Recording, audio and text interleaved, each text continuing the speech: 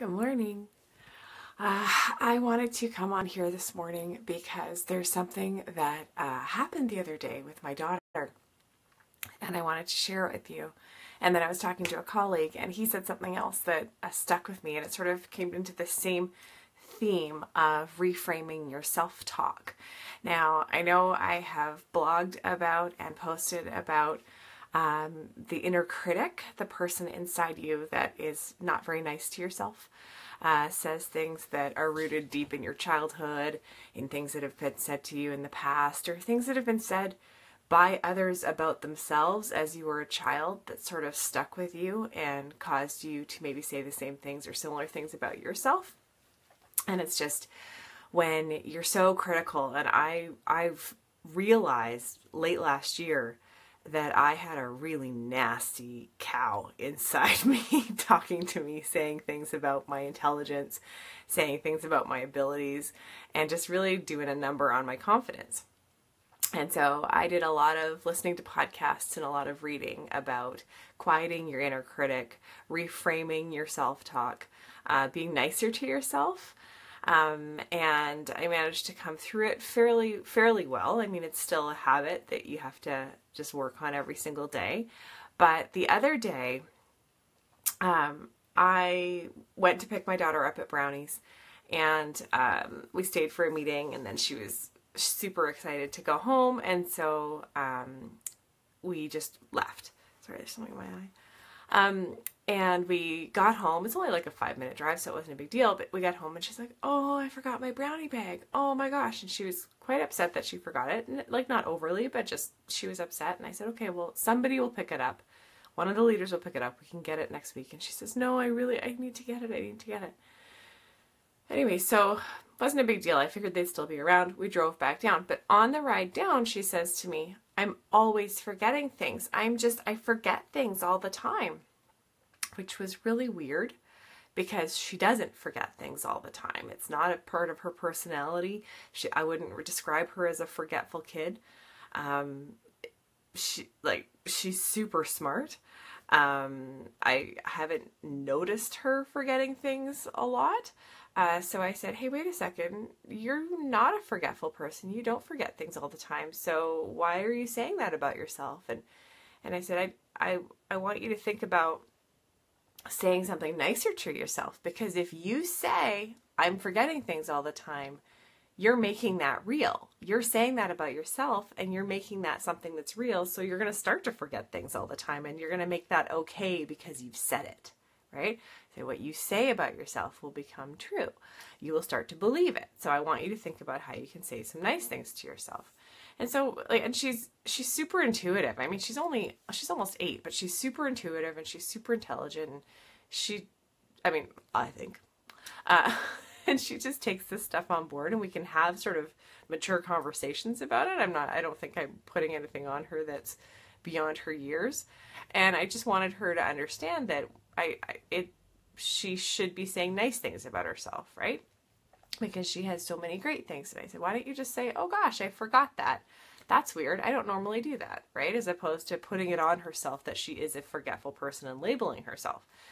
And so anyways, it was interesting, and I was telling my colleague about this conversation, and he has 2 young kids too, a little bit younger than ours, and his daughter's just gone into grade 2, and his son has just started kindergarten, and they're in French immersion.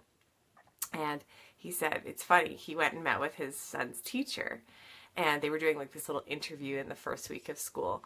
And the teacher said, "So can you count in French?" And his son said, "Yeah, but only to 5. And she says, "Why did you say only? You can count to 5. And so she was helping him reframe his self-talk, right? By saying only, you're making it a negative thing, like you're not good enough. But by saying, "I can count to 5, you're owning it and you're being proud of it, and it's awesome, right? So we don't do that enough. And I'm really conscious of it with my kids now, because I had such a harsh inner critic that I I just thought I need to talk about this because I know so many people who have a really harsh inner critic. And if we can work on reframing how we talk to ourselves, even something as simple as taking out the word only, or taking out the word just, or blanket statementing. Is that a word, statementing? That's not a word. Blanketing things with I always, or on something negative, right? Change it up. Change up the dialogue. Change up the description you make of yourself. Change up the way you talk about yourself, the way you think about yourself. Even if you're not saying it out loud, catch yourself on those moments and say, how could I reframe that? How could I reword that so it's not as negative, right? And I don't want you to fall into the trap of saying, oh, I always talk to myself negatively, because that in itself is making something true, right? I don't know the magic way to fix this.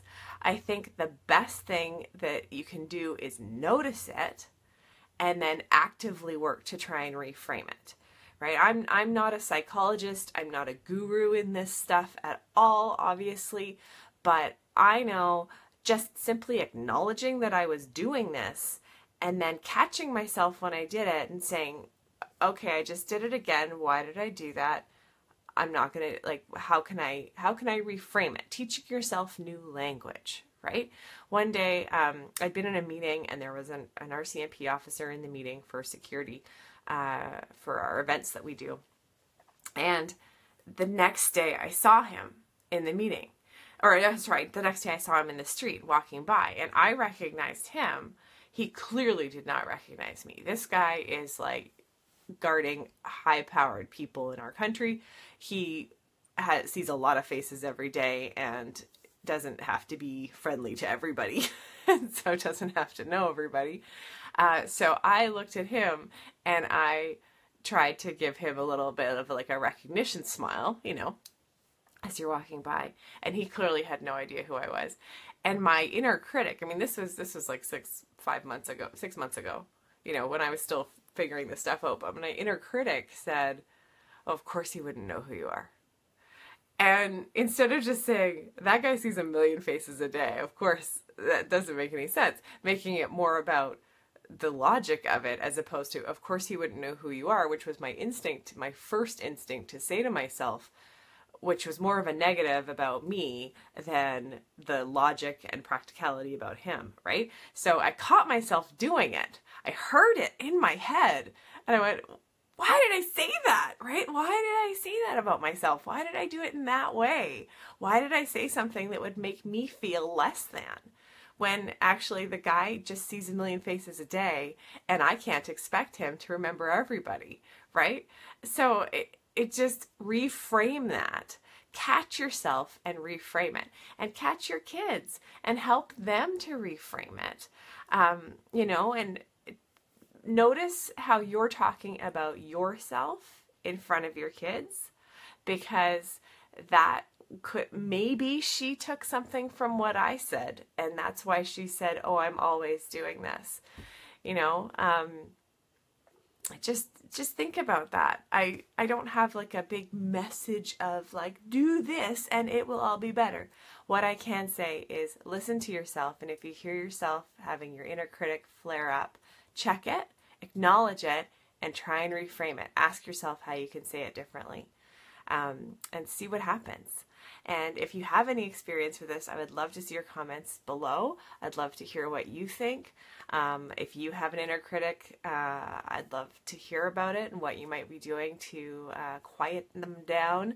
Shut up that inner mean girl.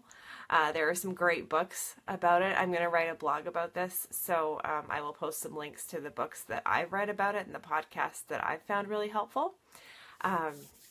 So otherwise, that is it, guys. I just needed to share that with you because it's been sort of on my mind since Monday, since the brownie meeting.